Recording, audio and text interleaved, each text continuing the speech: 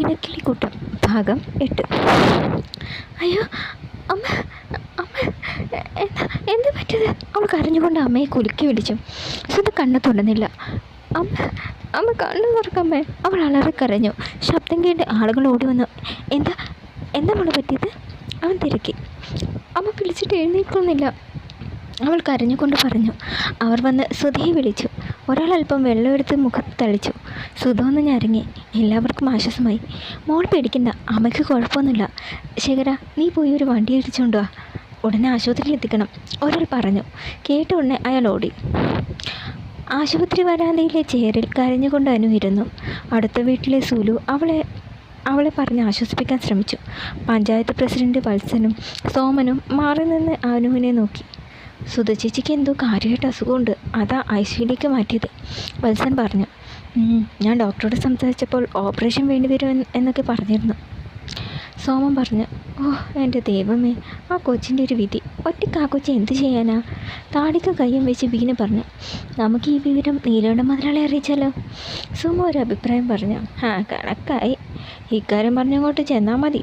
സ്വന്തം മോളെ പുരയിടത്തിൽ നിന്ന് ഇറക്കി വിട്ടത് അങ്ങേര്. അയാളാ ഈ വിവരം അറിഞ്ഞ് സഹായിക്കാൻ പോകുന്നത്. നിങ്ങൾ തമ്മിൽ തർക്കം വേണ്ട, എന്താ വേണ്ടതെന്ന് എനിക്കറിയാം, വത്സൻ പറഞ്ഞു. എല്ലാവരും മനസ്സിലാവാതെ അയാളെ നോക്കി. നീലകണ്ഠൻ്റെ കൊച്ചുമകൻ വന്ന വിവരം നിങ്ങൾ അറിഞ്ഞില്ലേ? വിനയൻ്റെ മകൻ. എന്താ അവൻ്റെ പേര്? വത്സൻ ആലോചിച്ചു. വരുൺ, സുമ പെട്ടെന്ന് പറഞ്ഞു. അവൻ തന്നെ.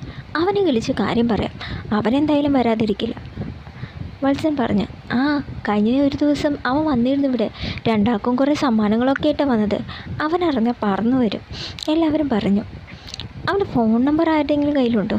ഇല്ല, അനുവിൻ്റെ കയ്യിലുണ്ടാവും, പോയി ചോദിക്കാം. സുമയും വത്സനും അവളുടെ അരികിലേക്ക് ചെന്നു.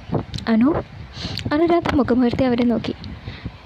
അമ്മയ്ക്ക് സുഖമില്ലാത്ത വിവരം വിനയൻ്റെ മകനെ വിളിച്ച് അറിയിക്കേണ്ടേ? വത്സൻ ചോദിച്ചു. അവളൊന്ന് പകച്ചു. അത് വേണ്ട, അല്പം ആലോചിച്ച ശേഷം പറഞ്ഞു. എല്ലാവരും പരസ്പരം നോക്കി. വരുണേറ്റ് നീ വിവരം അറിഞ്ഞ് ഓടി വരും, പക്ഷേ അതിൻ്റെ പേരിൽ മുത്തശ്ശൻ വഴക്കുണ്ടാക്കും എന്ന് വെച്ച് പറയാതിരിക്കാൻ പറ്റുമോ കുഞ്ഞെ? സുധയ്ക്ക് കുറച്ച് സീരിയസ് ആണ്, ഓപ്പറേഷൻ വേണ്ടി വരും എന്നൊക്കെയാണ് ഡോക്ടർ പറഞ്ഞത്. അങ്ങനെയാണെങ്കിൽ നീ ഒറ്റയ്ക്ക് എന്ത് ചെയ്യാനാ മോളെ? നീ ആ നമ്പർ താ, ഞാൻ വിളിച്ച് പറഞ്ഞോളാം, വത്സൻ പറഞ്ഞു. അനു ആകെ വല്ലാതായി. എന്ത് ചെയ്യണം എന്നറിയാതെ അവൾ വെല്ലായ്മയോടെ ഇരുന്നു. എന്താ മോളെ ഇത്ര ആലോചിക്കാൻ? നാളെ മറ്റാരെങ്കിലും പറഞ്ഞ് വലുതറിഞ്ഞാൽ അത് അവരെ വിഷമമല്ല. അവരെ നിങ്ങളൊക്കെ അന്യനായിട്ടാണ് കാണുന്നതെന്ന് തോന്നില്ലേ? അനു വന്ന് ഞെട്ടി. അവൾ തൻ്റെ ഫോണെടുത്ത് വരുണിൻ്റെ നമ്പർ എടുത്ത് അവർക്ക് നേരെ നീട്ടി. വത്സൻ അത് വാങ്ങി തൻ്റെ ഫോണിൽ നമ്പർ ഡയൽ ചെയ്തു. കുളി കഴിഞ്ഞ് തല തുവർത്തിക്കൊണ്ട് വരുൺ മുറിയിലേക്ക് വന്നു.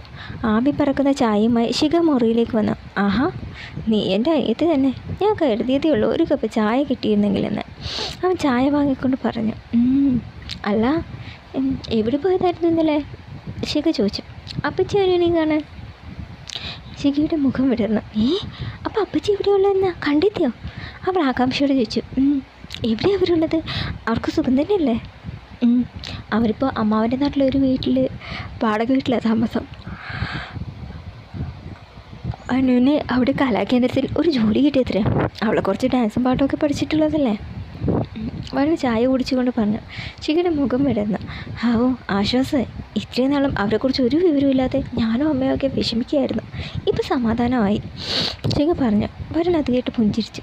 അപ്പോഴാണ് വരുണിൻ്റെ ഫോൺ അടിച്ചത്. ആ ഫോൺ എടുത്ത് നോക്കി. പരിചയമില്ലാത്ത നമ്പർ അവനൊന്ന് സംശയിച്ചു. ആരാ ഏട്ടാ? അവൾ ചോദിച്ചു. പരിചയമില്ലാത്ത നമ്പറാ, എടുത്തു നോക്ക്. അവൻ കോൾ എടുത്തു. ഹലോ, ഇത് വരുണല്ലേ? എവിടെയോ കേട്ടുമാറുന്നത് പോലെ ഒരു സ്വരം. അതെ, ആരാ? ഞാൻ വത്സൻ, സുധയുടെ നാട്ടിലെ പഞ്ചായത്ത് പ്രസിഡൻ്റാണ്.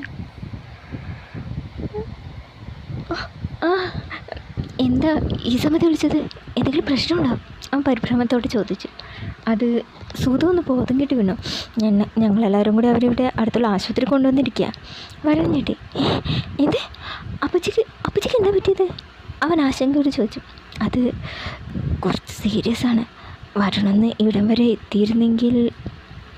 വരാം, ഞാൻ ഉടനെ വരാം. വരും ഫോൺ കട്ട് ചെയ്തു. എന്താ പ്രശ്നം? ശിഖ ചോദിച്ചു. അത് അപ്പച്ചിക്ക് എന്ത് സുഖമില്ലാതെ ഹോസ്പിറ്റലാണത്രേ. അവിടുത്തെ പഞ്ചായത്ത് പ്രസിഡൻ്റാണ് വിളിച്ചത്. ശിഖ പരിഭ്രമിച്ചു. ഈശ്വര, എന്നിട്ട് ഞാൻ ആശുപത്രിയിലേക്ക് ചെല്ലുക. അതും പറഞ്ഞ് വരുൺ വേഷം മാറി വണ്ടിയുടെ ചാവിയും എടുത്ത് അവൻ പുറത്തേക്ക് നടന്നു. സീത അവിടേക്ക് വന്നു. വരുണിൻ്റെ പൂക്കോട് അവൾക്ക് എന്തോ പന്തിയുടെ തോന്നി. വരുൺ എങ്ങോട്ടേക്ക് പോയത്? സീത ശിഖയോട് ചോദിച്ചു. അപ്പച്ചിക്ക് സുഖമില്ലാതെ ആശുപത്രിയിലുള്ളത്ര. ആണോ? എന്താ അവൾക്ക് പറ്റിയേ? അറിയില്ല, കുറച്ച് സീരിയസ് ആണെന്നാണ് വിളിച്ചയാൾ പറഞ്ഞത്. അവരിപ്പോൾ അമ്മാവൻ്റെ നാട്ടിൽ ഒരു വാടക വീട്ടിലാണത്ര താമസം. വരുണേട്ടിന് ഇന്നലെ അവരെ കാണാനാണ് പോയത്. അവിടുത്തെ പഞ്ചായത്ത് പ്രസിഡൻ്റാണത്ര ഇപ്പോൾ വിളിച്ചത്. ഈശ്വര, ശ്രുതിക്കൊന്ന് വരുത്തില്ല എൻ്റെ ദൈവമേ, സീത നെഞ്ചിൽ കൈവച്ച് പറഞ്ഞു. വരുൺ വണ്ടി സ്റ്റാർട്ട് ചെയ്തു. അപ്പോഴാണ് അനന്തൻ്റെ ഫോൺ വന്നത്. അവൻ ഫോൺ എടുത്തു.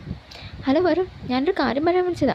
വിപിൻ വിളിച്ചിരുന്നു. സന്ദീപ് സാറിന് അവാർഡ് കിട്ടിയതുകൊണ്ട് സാറിനോട് ഒരു ഗെറ്റ് ടുഗദർ അറേഞ്ച് ചെയ്യുന്ന കാര്യത്തെക്കുറിച്ച് സംസാരിക്കാനാണ് വിളിച്ചത്. എടാ, നമുക്ക് പിന്നെ സംസാരിക്കാം. അവൻ്റെ ഇടത് ശബ്ദം കേട്ട് അനന്തുവിന് എന്തോ പന്തികേട് തോന്നി. എന്താടാ നിന്റെ ശബ്ദം വല്ലാതിരിക്കുന്നത്? എന്തെങ്കിലും പ്രശ്നമുണ്ടോ? അനന്ത തിരക്കി.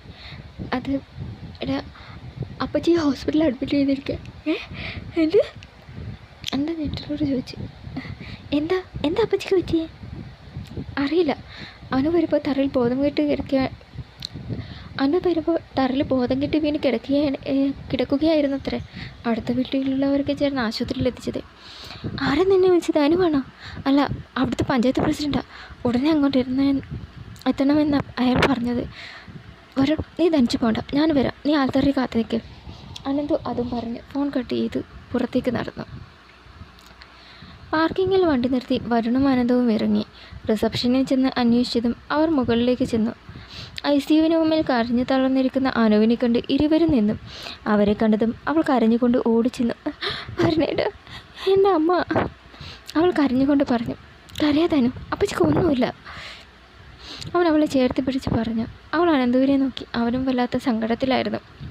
ഡോർ തുറന്ന് ഡോക്ടർ പുറത്തേക്ക് വന്നു. വരുണും അനന്തവും അയാളുടെ അരികിലേക്ക് ചെന്നു. ഡോക്ടർ, അപ്പച്ചിക്ക് എങ്ങനെയുണ്ട് ഡോക്ടർ? എന്താ പറ്റിയത്? വരുൺ ചോദിച്ചു. ഡോക്ടർ ഗൗരവത്തോടെ അവരെ നോക്കി.